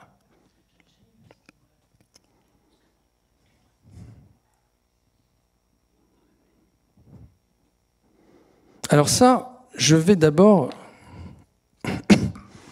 à propos, encore une fois, de la typologie mimétique, en fait. Il y a des figures qui, effectivement, comme Le Corbusier, il n'est pas le seul, bien sûr, mais dans son domaine, il est quand même, je crois qu'il a la palme, qui, en fait, ont mobilisé toute leur énergie pour construire leur propre légende, en quelque sorte. Et donc Gustave Le Bon, qui a consacré un certain nombre d'ouvrages en fait, à l'analyse en fait, des mouvements de foule, de la psychologie de masse et de la suggestion, et des mécanismes de suggestion, et de la manière dont certains individus arrivent à s'imposer à d'autres, a écrit ces quelques lignes. Et je vais maintenant vous lire, puisqu'en fait Beistegui était totalement... Enfin, il n'avait pas de considération particulière pour Le Corbusier. Je crois qu'il y a eu un appel d'offres. Et en fait, à un moment donné, Le Corbusier a failli perdre le chantier. Et il envoie cette lettre extraordinaire à Beistegui, que vous comprendrez mieux en fait, à la lecture de cet extrait. Donc, Le Corbusier s'adresse à Beistegui, alors qu'évidemment, le chantier n'est pas lancé. J'ai vivement regretté que mes arguments ne vous aient pas convaincu de vive voix. Je vais essayer de réussir mieux en quelques lignes. Votre programme nous intéresse parce qu'il est un programme vedette, Champs-Élysées, parce qu'il propose une solution des toits de Paris dont je parle depuis 15 ans. Alors en fait, ça, c'est pas vrai. Les toits de Paris, c'était les frères Perret chez qui travaillaient. Mais enfin bon, il y a une logique d'appropriation qui fait que voilà. Mais si d'autres que moi veulent en faire la première application, cela n'aura point d'importance. Je suis habitué à ce que mes idées trouvent des applications. Le fond de la question est ceci. Je suis l'instigateur du mouvement architectural contemporain. Tous les pays le reconnaissent, appliquent mes méthodes, exploitent mes idées. En plus de mon métier d'architecte où j'apporte quelques qualités de goût, je m'occupe depuis l'enfance des arts et de l'esthétique. Le mouvement Esprit Nouveau est mon œuvre. Et enfin, chaque matin, je travaille à la peinture chez moi, occupé des plus délicates questions d'invention plastique. Comment voulez-vous donc que je ne sois pas quelque peu chagriné de savoir qu'en l'affaire qui vous occupe, je sois mis en concurrence avec des gens qui me suivent, avec plus ou moins de talent et souvent beaucoup d'habileté, c'est-à-dire de vice. Vous hésitez entre le produit d'origine et les succès d'année. Voilà. Alors, aujourd'hui, pour moi, la partie est gagnée. Je suis reconnu, on sait ce que je fais, je suis occupé à perfectionner chaque jour, je n'ai qu'une idée de chacun de mes problèmes, faire une œuvre pure, imbattable, juste. Je suis à un palier où je n'ai pas le droit de commettre de fautes, de faire des ratés. Je n'ai jamais recherché un client. Mes clients viennent eux-mêmes. Jamais un seul n'est reparti insatisfait. Donc voilà. Ça, donc, c'est en fait pour, comment dire, il faut quand même un certain culot pour envoyer ce genre de courrier. Alors soit effectivement vous dites il est fou, alors soit vous dites il est génial, quoi. Mais on est exactement dans cette mécanique. C'est la mécanique de l'affirmation, de la répétition, de la rhétorique, je crois que c'est Napoléon qui disait que la première, comment dire, le premier principe de la rhétorique, c'est la répétition. Vous voyez, il en restera toujours quelque chose. Donc le Corbusier, il est dans cette mécanique et on va le voir dans d'autres circonstances. Ça s'applique de la même manière. Dieu, et nous avons su nous en débarrasser. Alors, Moi, je vais quand même présenter la chose. Donc, Claude Parent a travaillé avec Le Corbusier et apparemment, il a pris un virage assez sec. Voilà. Et on va le comprendre. Et ce qui est intéressant, encore une fois, par rapport au décryptage mimétique, ce sont les éléments de langage que l'on va conserver. Donc, Claude Parent nous parle de Le Corbusier. Alors, évidemment, bien plus tard, hein, puisque le texte que je vous ai lu, il date de 1929. C'est-à-dire que Le Corbusier, en 1929, est déjà omniscient, omnipotent, enfin voilà, il est à l'origine de toute chose. Donc là, c'est beaucoup plus tard. Et voilà ce que nous dit donc... nous avons eu notre Dieu et nous avons su nous en débarrasser. Moi, mon Dieu, c'était Le Corbusier. Bon, dès que j'ai été en âge de comprendre, je m'en suis débarrassé. Comment? En écrivant un article dans une revue connue aujourd'hui, d'une violence inouïe contre l'urbanisme de Le Corbusier. C'est une question de survie. Le Corbusier, c'est un génie, j'ai travaillé chez lui, je l'ai vu au travail, j'ai vu que c'était un énorme génie. Bon, danger. Au bout d'un moment, dangereux personnage. Pourquoi? Parce que ce sont des envoûteurs dont le discours me fait passer de mon propre discours à un discours commun de tous les deux, qui est plus intéressant parce qu'il est plus riche, parce qu'il est plus nouveau, qui m'empêche de m'enterrer dans mes propres ornières. Mais à un moment, vous voyez, sur une bonne patte comme moi, parce que moi je suis une bonne patte, je suis une bonne patte, je ne suis pas un méchant, je ne suis pas un agressif de nature. Je le suis pour me défendre, pour défendre ma peau. Mais sinon, pas du tout. Et quand vous voyez que la bonne patte, il commence à s'en servir, il commence à s'en servir à mon insu, et que ça va vers une destruction longue mais certaine, disons vers un esclavage obligatoire, séparation. Il n'y a pas d'autre moyen. Mais souvenez-vous, pour vous libérer définitivement de cette angoisse des quelques défricheurs, nous dirons, qu'il y a avant vous, souvenez-vous de Picasso. Il a tué 2 générations de peintres. Tué. Il y a des gens qui aimaient tellement Picasso, qui l'ont tellement admiré, qu'ils n'ont jamais pu faire une peinture authentique de leur vie. Et un tueur, c'est Le Corbusier. Qui, chez Le Corbusier, s'en est sorti? Qui? Et tout comme ça. Mais la ville me plaît parce que c'est un conflit. L'architecture me plaît parce que je suis à l'intérieur d'un conflit. J'ai répété 20 fois que pour un architecte, il fallait accepter le conflit, créer éventuellement le conflit, ou tout au moins mettre en scène les éléments fondamentaux qui font que ça va péter. Et à ce moment, vous avez une chance de trouver quelque chose qui ne devra rien à personne. Vous ne devez rien à vos ancêtres. Rien. Vous ne leur devez rien. Il faut se libérer de tout ça.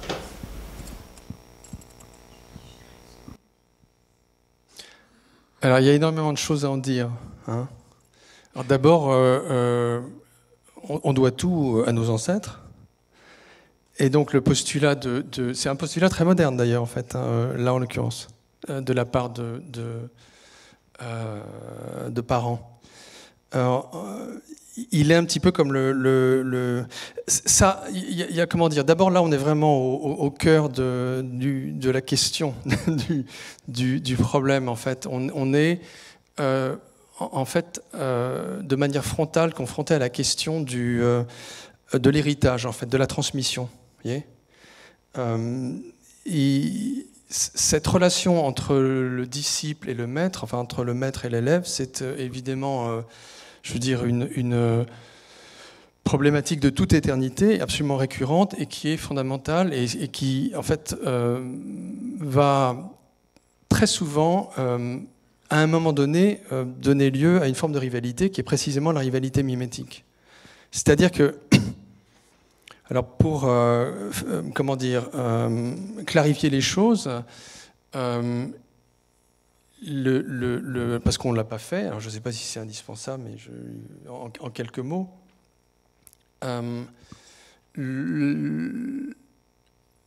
la lecture que l'on doit faire, encore une fois, de notre fonctionnement social se comprend, comme on l'a vu, en relation avec les éléments environnants. La mécanique, le moteur de toute chose, c'est précisément la relation à l'autre. Et cette relation à l'autre, elle est fondée sur précisément le mimétisme. Alors, je ne fais pas les choses dans l'ordre, j'aurais dû peut-être l'énoncer plus tôt, mais on a vu les singes. Oui.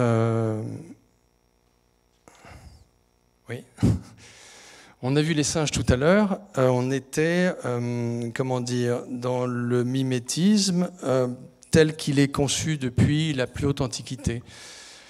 L'homme est supposé être le plus mimétique, en quelque sorte, des figures de la création. Girard dirait qu'il est hypermimétique. Mais en fait, la lecture traditionnelle consiste à limiter la mimésis à une sorte, si vous voulez, d'appropriation fondée sur l'apprentissage. En fait, il y a autre chose que met en avant Girard et qui est effectivement comment dire, le moteur, la révolution, en quelque sorte, c'est que il nous arrive d'être dans une logique de mimétisme d'appropriation, c'est-à-dire qu'on veut ce que possède l'autre. Et c'est à ce moment-là qu'en fait les problèmes apparaissent. C'est à ce moment-là que le conflit est susceptible de se mettre en place parce qu'il y a rivalité. Et si on prend... donc il y a deux types de médiation, c'est-à-dire qu'en fait, nous ne désirons pas par nous-mêmes, nous n'allons pas en ligne droite vers l'objet de nos désirs, nous y allons de manière incurvée en passant par le regard de celui qui va nous servir de médiateur, notre modèle, qui va nous indiquer ce qui est désirable. Et ça, de l'enfance jusqu'à la tombe, en quelque sorte. Il y a deux types de médiation. Il y a la médiation dite interne, qui suppose une proximité physique, une connaissance, j'allais dire, littérale de l'individu qui va nous indiquer ce qui est désirable, et puis une médiation dite externe, qui elle est en rapport avec l'air du temps en quelque sorte, ce qu'on a vu tout à l'heure à propos de la décoration, enfin des incitations ou des prescriptions qui sont relativement abstraites. Quand un maître enseigne en fait à un disciple, il est dans une relation de médiation interne. Et normalement, la déférence et le respect installent une distance qui neutralise toutes les formes de conflit possibles. Sauf qu'à un moment donné, ce qui est assez fréquent, l'élève ou le disciple veut exister. À partir du moment où il veut exister, le maître, lui, est réfractaire à l'idée que son élève puisse se hisser à son niveau et éventuellement même se substituer à lui. Et c'est en fait ce qu'on est en train de voir dans le cas de comment s'appelle-t-il, de parents. Donc, il y a chez parents une stratégie d'évitement que je qualifierais, pour citer Elias Canetti, parce que c'est pas moi qui l'ai inventé, la métamorphose de fuite. Puisqu'en fait, il va quitter Le Corbusier pour travailler avec Virilio, mais surtout mettre en place ce très curieux concept en fait donc oblique, qui est une sorte de proposition assez folle, qui consiste en fait à ne plus jouer sur l'horizon ou la planéité, mais sur une forme de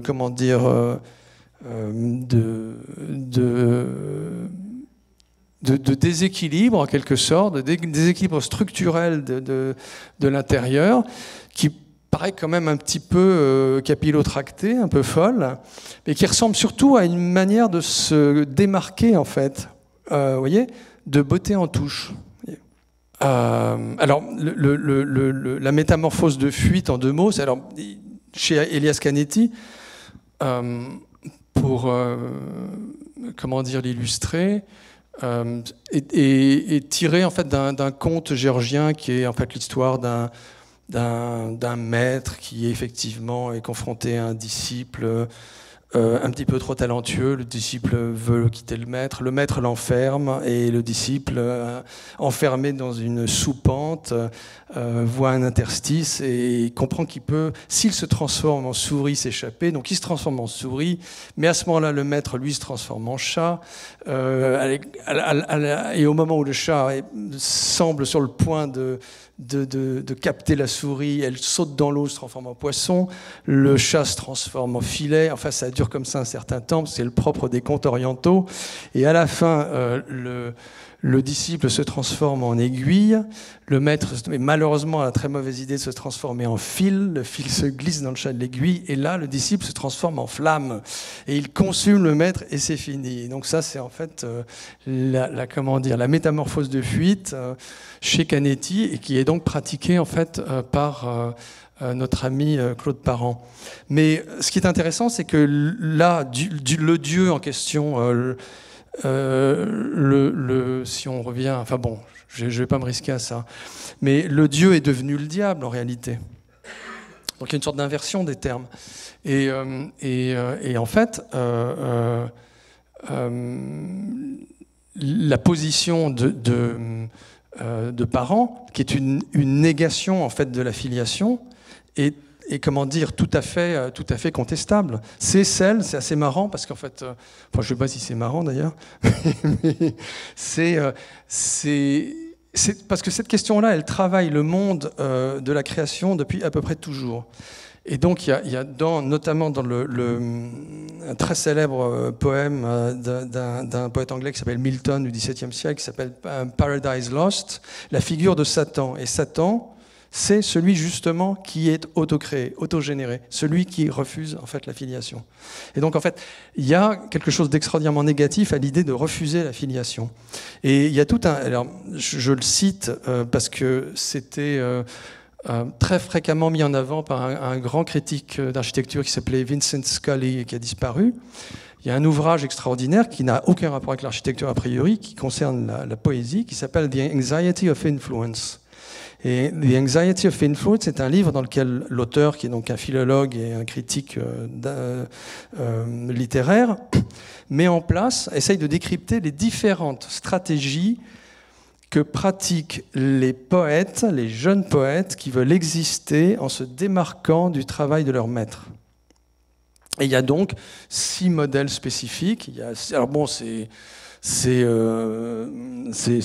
extraordinairement abscon. Enfin bon, et même les termes d'ailleurs sont totalement délirants. Mais on voit bien en fait que les pratiques effectivement font sens, ont une valeur opératoire et on peut les appliquer à différents domaines. Et en gros, alors lui par exemple, Claude Parent, si je m'en réfère en fait à Harold Bloom, puisque c'est l'auteur de The Anxiety of Influence, il fait du clinamen, vous voyez ? C'est-à-dire qu'il reprend une œuvre existante et il opère une torsion, c'est-à-dire qu'il part dans un autre domaine. En fait, il botte en touche, quoi. Il s'en va ailleurs. Et on va continuer parce qu'on n'a pas... Ça, c'est très très intéressant. O contato com o tive com o Corbusier foi pouco estranho, né? Eu fui chamado para colaborar nas Nações Unidas, né? O Corbusier tinha um projeto. Ele pediu para ficar ao lado dele, ajudando no projeto dele. E um dia o americano me chamou, dizendo que eu tinha que fazer o meu projeto também. Ele tinha me chamado não para ajudar o Corbusier, mas para fazer o meu projeto. Eu falei com o Corbusier, ele me disse, não vai não, você vai fazer a confusão. Mas acabaram os americanos exigindo a minha presença. E ele mesmo disse, é melhor ir, porque eles estão te esperando.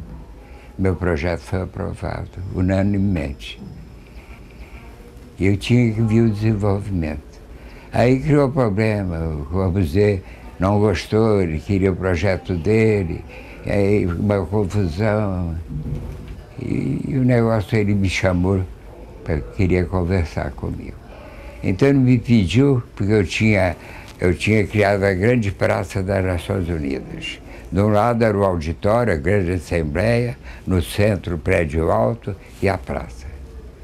Então ele me pediu se eu podia tirar o auditório do canto e botar no meio do terreno.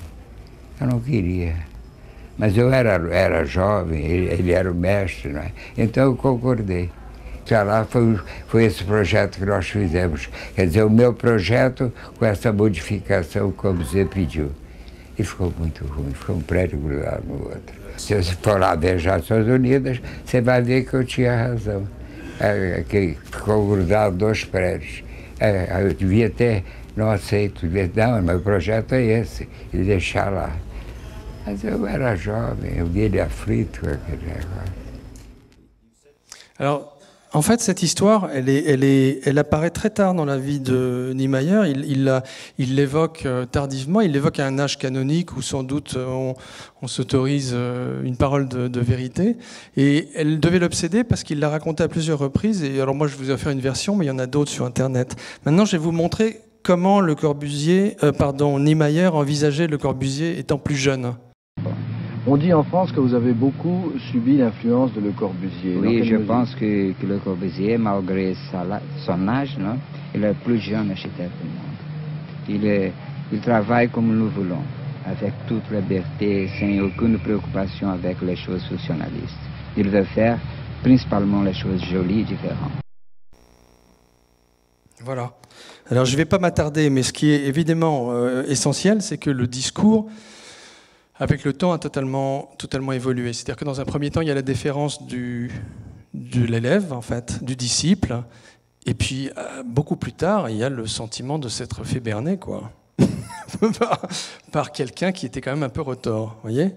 Et donc voilà. Et on voit bien qu'en fait, c'est lié à, encore une fois, une mise à niveau. C'est-à-dire que la situation et la position n'est plus la même. Et donc, en gros, la rivalité mimétique est apparente. Elle devient claire, en fait, dans la fin de parcours. Voilà. Et on sent bien, et c'est très curieux, parce que Le Corbusier est mort depuis longtemps. Et ça l'obsède, hein. Ça l'obsède, Niemeyer, ça revient. Un autre cas de figure... Bon, ça, c'est juste pour... It's quite clear. I mean, I've always said that as an architect, you're limited to how many buildings you can build. Because even if you're Frank Gehry or Frank Lloyd Wright, you'll only do maybe like 100 buildings or 200 buildings, which is like nothing in a planetary scale. Comme la mégalomanie la plus folle. Hein. 200 buildings doesn't make any difference. But what you can do and what's infinitely scalable is actually the ideas that you put forward. Because like an idea that you put forward can inspire thousands of people. The way you approach certain problems and your attitude towards, and even the example that you put forward. A power plant can have a ski slope on the roof. A wastewater retention tank can actually be a cultural venue. The flood protection of New York can be a public park. Those ideas are like infinitely scalable and repeatable. So in that sense, again, as an architect, not only does the building you make matter, but the example it puts out in the world matters maybe even more, like the rings that spreads out from it. Alors, il est très beau, il est très sympathique, mais ce qui est quand même très frappant, c'est le décrochage qu'il y a entre le caractère vraiment inepte des propositions qu'il met en avant, par exemple installer, je sais pas, une piste de ski sur le toit d'une usine thermique, hein, et l'ambition d'être véritablement un modèle et j'allais dire de faire en quelque sorte je veux dire, œuvre de présence absolument, d'omniprésence, quoi. Et on est là dans une mécanique. Donc, le cabinet s'appelle Big, hein, entre nous. Voilà, donc ça veut tout dire. Mais encore une fois, il est très sympathique. Et on voit comment dire, le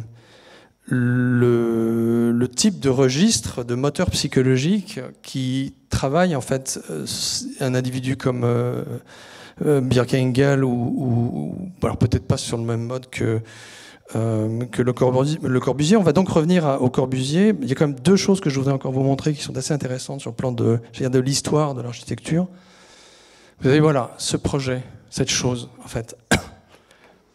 En fait, Le Corbusier a envisagé un projet sur une commande, encore une fois, dans la même période que ce qui a été évoqué auparavant, pour une milliardaire donc, qui souhaitait construire au Chili, Madame Errázuriz, Eugénie Errázuriz.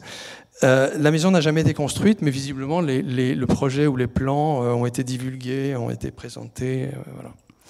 Et il se trouve qu'en fait, quelques années plus tard, un architecte qui s'appelle Antonin Raymond, qui est, en dépit de son nom d'origine tchécoslovaque, qui a été formé aux États-Unis et qui, dans le sillage de Frank Lloyd Wright, est allé s'installer au Japon, a beaucoup construit au Japon, a construit une maison qui, du point de vue, enfin c'est d'ailleurs à peu près incontestable, est très proche sur le plan de la forme du projet de Le Corbusier. Et Le Corbusier, en fait, il a une réaction qui est quand même assez géniale, vous voyez.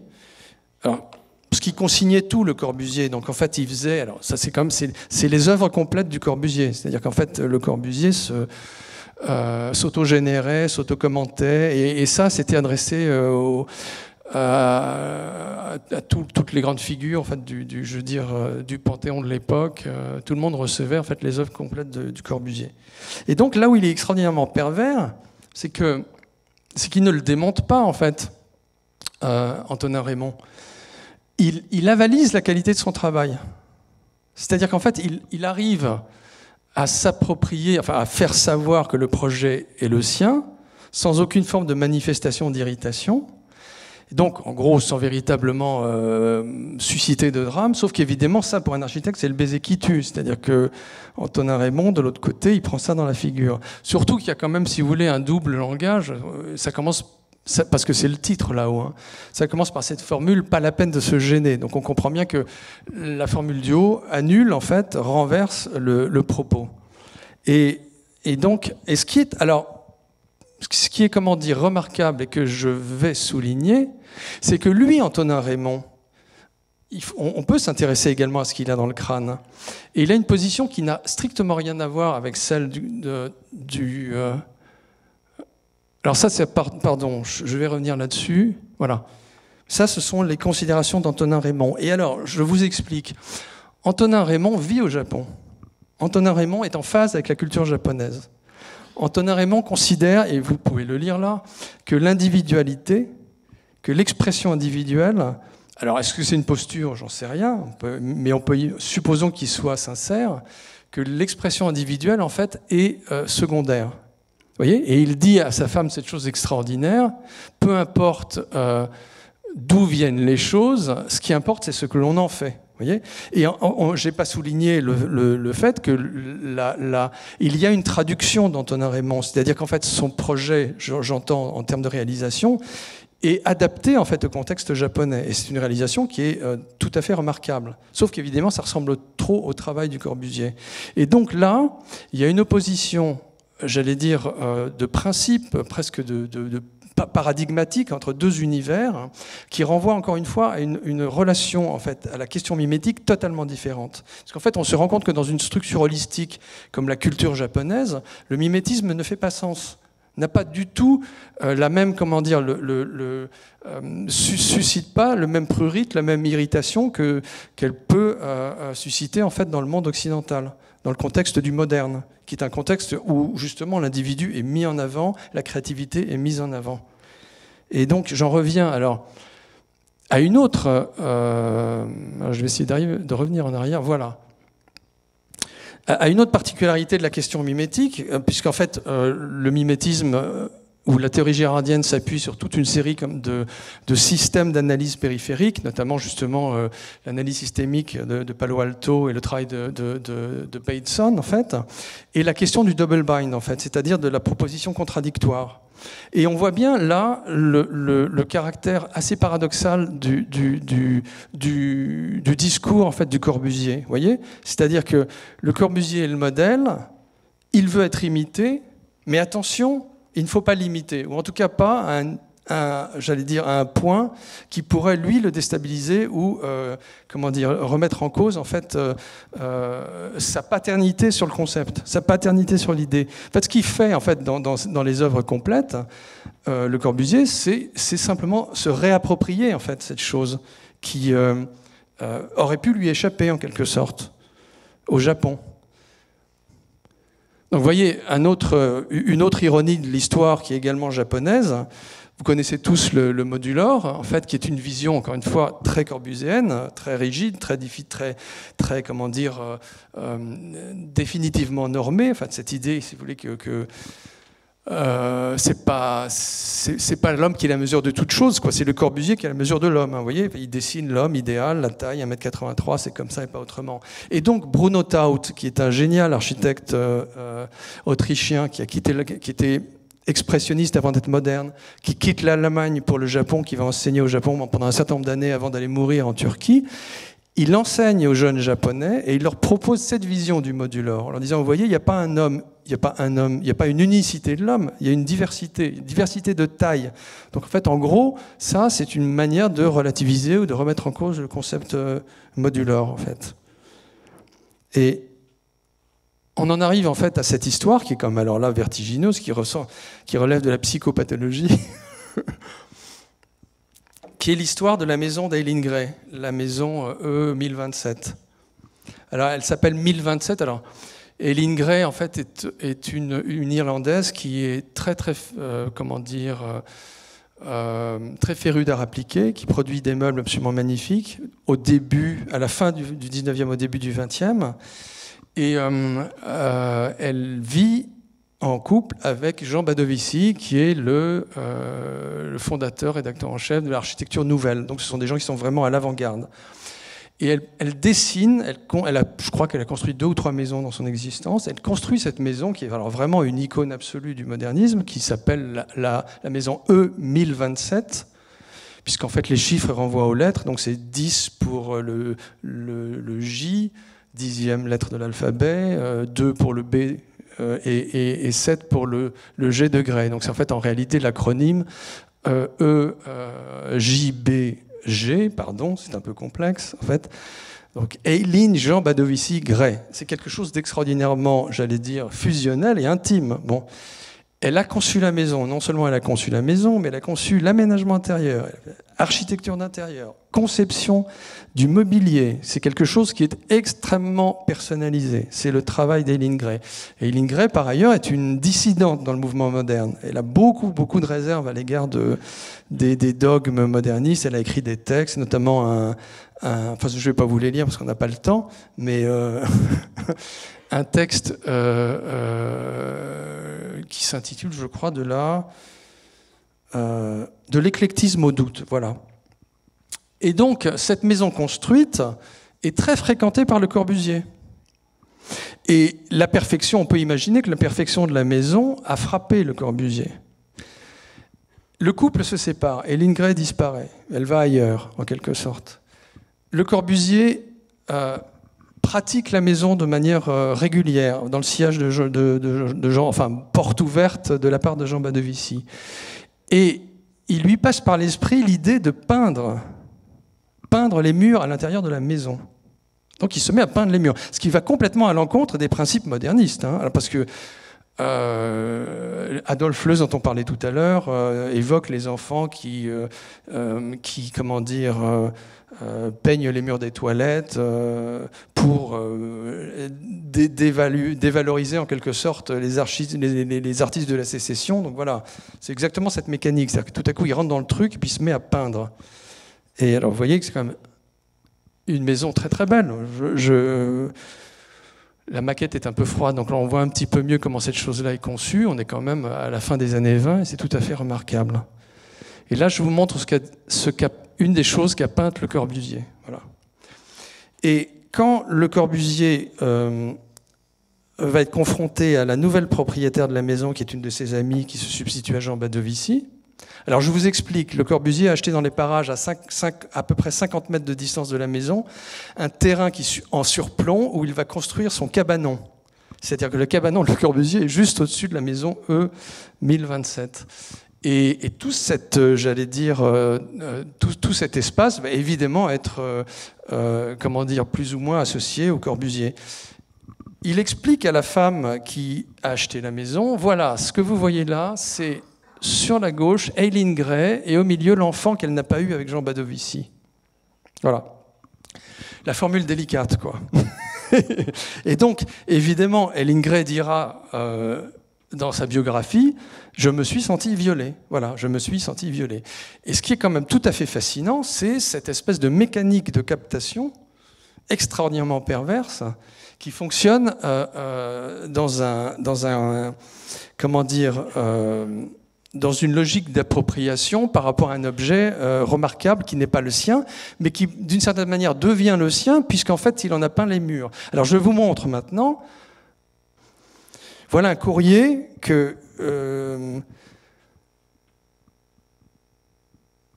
qui est envoyé dans les parages du Corbusier à Malraux pour faire savoir qu'il faut préserver les peintures, parce que le propriétaire, comme vous le voyez, pour l'instant ça va, mais après on ne sait pas.